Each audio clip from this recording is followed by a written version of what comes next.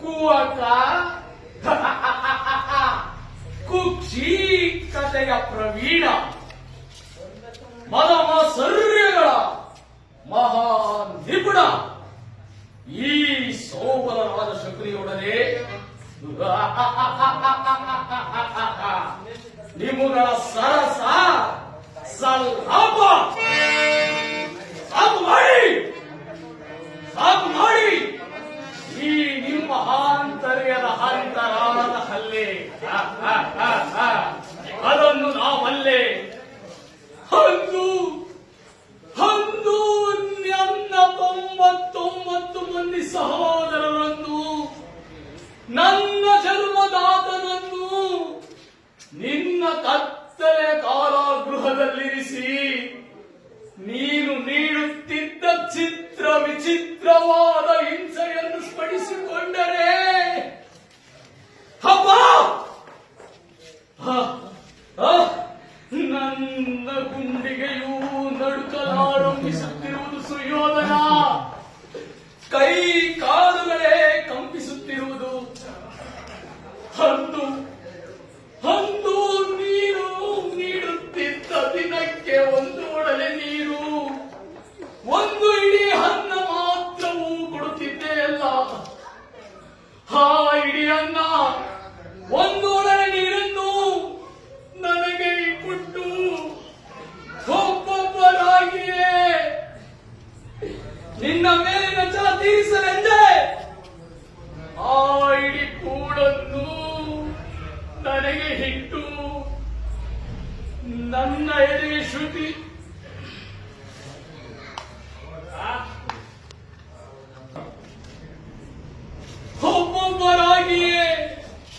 ಒಬ್ಬೊಬ್ಬರಾಗಿಯೇ ಹತರಾಗಿ ಹೋದರು ಸುಯೋಧನ. ಒಬ್ಬೊಬ್ಬರಾಗಿಯೇ ಹತರಾಗಿ ಹೋದರು. ಆ ನಿರಂತರ ಬಡಪಾಗ್ನೆ ಜೋಲೆಯಲ್ಲಿ ನೊಂದು ಬೆಂದು ಕುಗ್ಗಿ ಕುಶವಾಗಿರುವ ಈ ನನ್ನ ದೇಹವನ್ನು, ಕುಗ್ಗಿ ಕುಶವಾಗಿ ಹೋಗಿರುವ ಈ ನನ್ನ ದೇಹವನ್ನು ಅಣುವಾಗಿ ಛಿದ್ರವಾಗಿ ತುಂಡರಿಸಿದರು.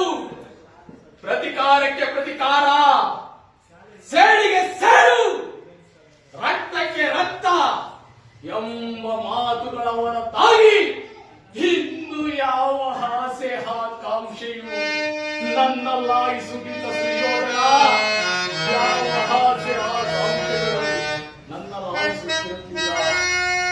ದುಷ್ಟ ದುರ್ವಿಯ ಅಟ್ಟಹಾಸದಲ್ಲಿ ಮೆಟ್ಟಿ ಮೆರೆಯುತ್ತಿರುವ ದುರ್ಯೋಧನ ಕೇಳು. ಕರುಣೆ ತೋರುವ ಸೋದರ ಮಾವನನ್ನೇ ಕಠೋರ ಮೃಗವನ್ನು ಮಾರಿಸಿದ ಗುರುಕುಲ ಕೀಟವೇ ಕೇಳು.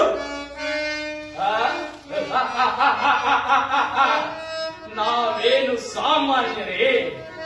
ನಾನು ಕೂಡ ನಿನ್ನ ಹಾಗೆ 99 ಮಂದಿ ಸಹೋದರಗೂಡಿ ಏಕಾಧಿಪತ್ಯವನ್ನು ಸ್ಥಾಪಿಸಿ ಸಮಸ್ತ ಆವಂತಗಳಿಂದ ಹೋಲಿಸಿಕೊಂಡು ಈ ಭವ್ಯ ಸಿಂಹಾಸನವನ್ನೇರಿ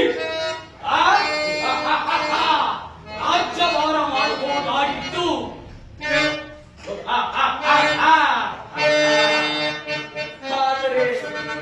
ಆದರೆ ಈ ನನ್ನ ಆಸೆ ಆಕಾಂಕ್ಷೆಗಳೆಲ್ಲವೂ ಗಾಳಿ ಗೋಪುರವಾದವು, ಬರೀ ಗಾಳಿ ಗೋಪುರವಾದವು. ಆದರೂ ಚಿಂತೆ ಇಲ್ಲ ದುರ್ಯೋಧನ. ಅಣ್ಣ,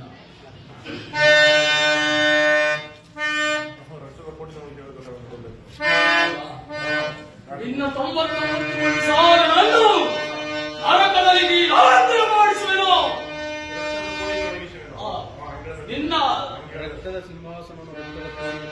ನಿನ್ನ ಹಸ್ತಿನಾವತಿಯ ರಕ್ತ ಸಿಂಹಾಸನವನ್ನು ರಕ್ತದ ಕೋಳಿಯಲ್ಲೇ ಮುಳುಗಿಸುವೆನು.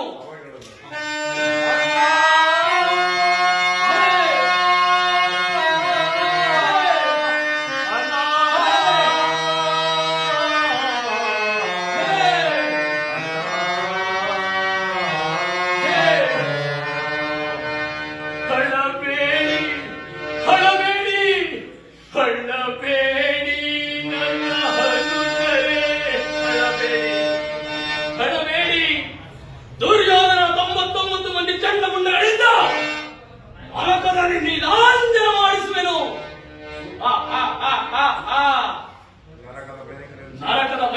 ಹಿಂಸೆಗಿಂತಲೂ ಈ ಶಕ್ತಿಯಿಂದ ಆಗುವ ಹಿಂಸೆಯು ಅತಿ ಭಯಾನಕ.